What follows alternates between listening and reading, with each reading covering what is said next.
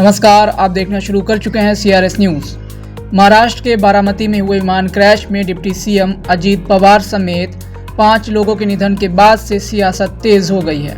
कई पार्टियों के नेताओं ने अपनी प्रतिक्रिया भी दी है। इसी क्रम में पश्चिम बंगाल की मुख्यमंत्री ममता बनर्जी ने भी सोशल मीडिया पर पोस्ट करते हुए शोक व्यक्त किया है। साथ ही हादसे की जाँच की भी मांग की है। ममता बनर्जी ने कहा कि यह केवल एक दुर्घटना नहीं हो सकती। उन्होंने मांग की है कि इस पूरे मामले की जांच सुप्रीम कोर्ट की निगरानी में होनी चाहिए। ममता बनर्जी ने साफ तौर पर कहा, हमें किसी भी केंद्रीय एजेंसी पर भरोसा नहीं है। एक सिटिंग डिप्टी सीएम का विमान इस तरह क्रैश हो जाना कई गंभीर सवाल खड़े करता है। सच सामने आना चाहिए। उन्होंने कहा, अजीत पवार महायुति गठबंधन में खुश नहीं थे, भाजपा छोड़ने वाले थे और बहुत जल्द एक बड़ा राजनीतिक फैसला लेने वाले थे। Message of Ajit Pawar, Deputy Chief Minister. He died today morning in a plane crash. I'm really shocked to see the news. There is no safety and security of the people of this country. Even the political leaders, I do not know what is the fate of the opposition political parties, but he was very much with the ruling party. But before few days ago, I came to know that from social network that somebody from other party, they gave a statement that Ajit Pawar is willing to leave the BJP. And now what happened today, I need proper investigation under the supervision of Supreme Court. Only we have the trust on Supreme Court, no other agency. All the agencies are being totally purchased. And really it's a great loss for the country. Maybe he's from the opposition. Now he's from the opposition. But tomorrow he's supposed to join the original force of their party. My condolences to the family, Maharashtrian people. वहीं उत्तर प्रदेश के पूर्व मुख्यमंत्री अखिलेश यादव ने कहा, अजीत पवार जी महाराष्ट्र के बहुत लोकप्रिय नेता रहे। वीआईपी के साथ इस तरह की घटना न हो और यह बात साफ होनी चाहिए कि आखिरकार यह घटना क्यों हुई। अजीत पवार जी का प्लेन क्रैश हुआ है, उसकी जांच होनी चाहिए पूरे मामले की और सुप्रीम कोर्ट मॉनिटर होनी चाहिए जांच। साजिश भी बता रही है ममता बनर्जी। स्वाभाविक है क्योंकि बहुत बड़े नेता थे, डिप्टी सीएम कई बार रहे वो, और महाराष्ट्र के बहुत लोकप्रिय नेता रहे। और अगर ऐसी घटना हो जाए, और आज के समय पे जहां हम इतने जागरूक हैं, टेक्नोलॉजी को इतना समझते हैं चीजें, तो उन्होंने ठीक ही मांग की होगी क्योंकि वीआईपी के साथ इस तरह की घटना न हो।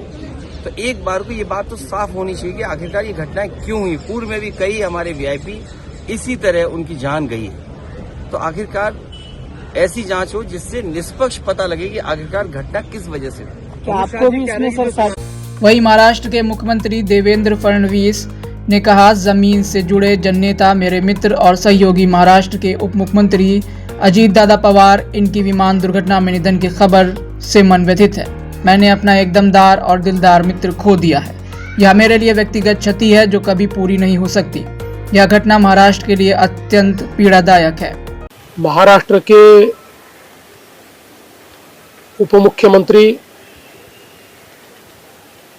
और जमीन से जुड़े हुए जननेता श्रीमान अजीत दादा पवार, इनका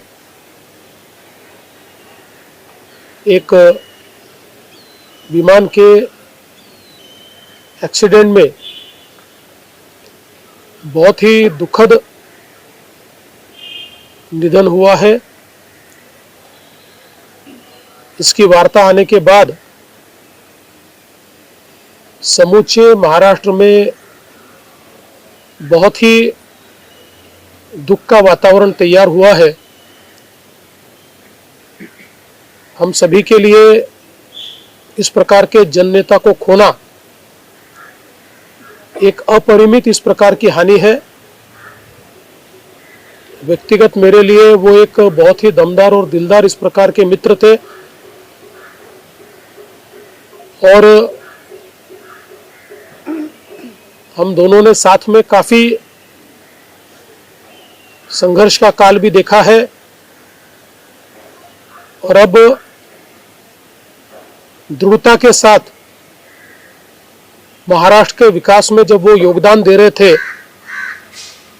और एक बहुत लंबी पारी वो खेलेंगे, ऐसी परिस्थिति थी।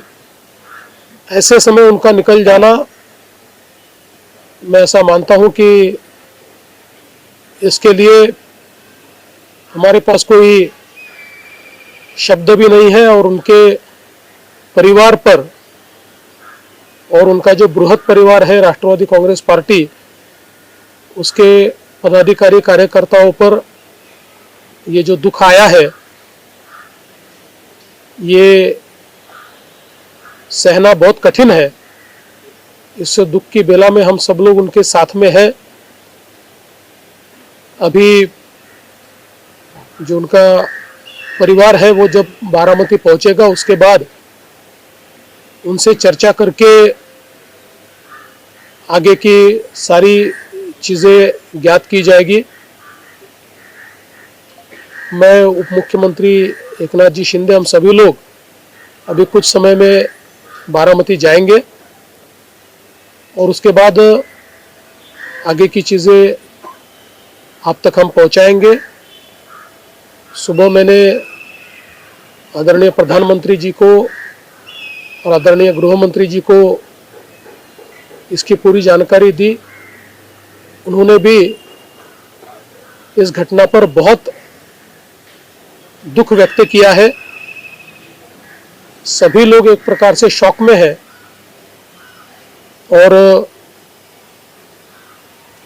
अब आगे की जो भी कार्रवाई है वो जैसे तय होगी वैसे आप लोगों को बताया जाएगा।